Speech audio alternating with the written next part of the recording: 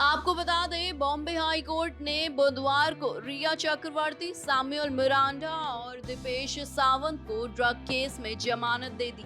करीब 1 महीने से भाईखला जेल में बंद रिया शाम 5:30 बजे जेल से बाहर निकली। कोर्ट के फैसले के बाद जहां एक और रिया, सैमुअल और दीपेश खुली हवा में सांस ले रहे हैं, वहीं शोविक चक्रवर्ती अभी भी जेल में है। कोर्ट में उनकी और पैडलर अब्दुल बासित परिहार की जमानत अर्जी खारिज कर दी, लेकिन बुधवार को कोर्ट का फैसले में सिर्फ इतनी सी भी बात नहीं है। कोर्ट ने सधे हुए शब्दों में न सिर्फ एनसीबी के लगाए आरोपों पर सवाल उठाए, बल्कि एनडीपीएस एक्ट को भी असम्मानजनक और बेहद अनुचित बताया है। बुधवार को कोर्ट के सामने 5 जमानत अर्जियां थी। वीडियो लिंक के जरिए फैसला सुनाते हुए जस्टिस सारंग कोटवाल ने पहले शोविक चक्रवर्ती और अब्दुल बासित परिहार की अर्जी खारिज कर दी। कोर्ट में सन्नाटा था। रिया और शोविक के वकील सतीश मानिशिंदे के चेहरे पर मायूसी थी। इसके बाद जज ने रिया का नाम लिया और कहा कि 1 लाख रुपए की निजी मुचलके पर रिया को रिहा किया जाए।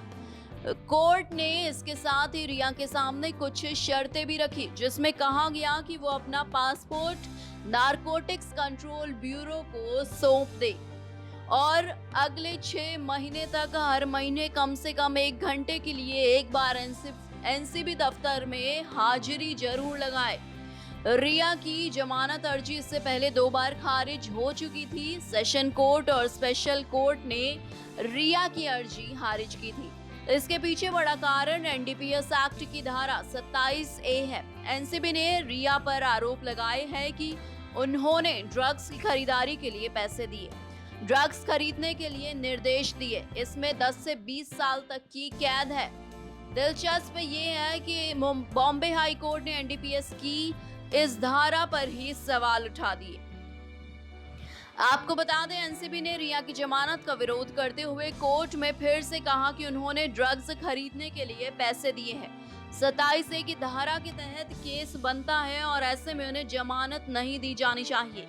इस पर जस्टिस कोटवाल ने कहा कि ये बहुत ही असम्मानजनक और बेहद अनुचित है कि एक इंसान जो ड्रग्स लेता है उसे 1 साल की सजा का प्रावधान है और जो उसके लिए पैसे देता है, फिर चाहे वो दोस्त हो या कोई परिजन, उसे 20 साल कैद की सजा है। अपने 70 पन्ने के फैसलों में जस्टिस कोटवाल ने एनसीबी से ये भी कहा कि रिया चक्रवर्ती या सुशांत सिंह राजपूत के घर से ड्रग्स की बरामदगी नहीं हुई है। याचिकाकर्ता यानी रिया चक्रवर्ती के खिलाफ आपके पास कोई भी पुख्ता सबूत नहीं है जो साबित करे कि वो ड्रग डीलर्स की चेन का हिस्सा है। कोर्ट ने अपने आदेश में कहा है कि सेलिब्रिटीज का विशेष दायित्व के साथ सजा नहीं दी जा सकती है। जब याचिकाकर्ता को कोर्ट के सामने पहली रिमांड के लिए लाया गया तो जांच एजेंसी ने उनकी कस्टडी नहीं मांगी। इसका मतलब है कि एजेंसी ने अपनी पूछताछ से संतुष्ट है और याचिकाकर्ता ने जांच में पूरा सहयोग किया है। कोर्ट ने अपने फैसले में लिखा है, बहुत ये तर्क है कि ये अवैध व्यापार में शामिल है, लेकिन इसमें धारा 37 के तहत ऐसे पदार्थ की बरामदगी नहीं हुई है।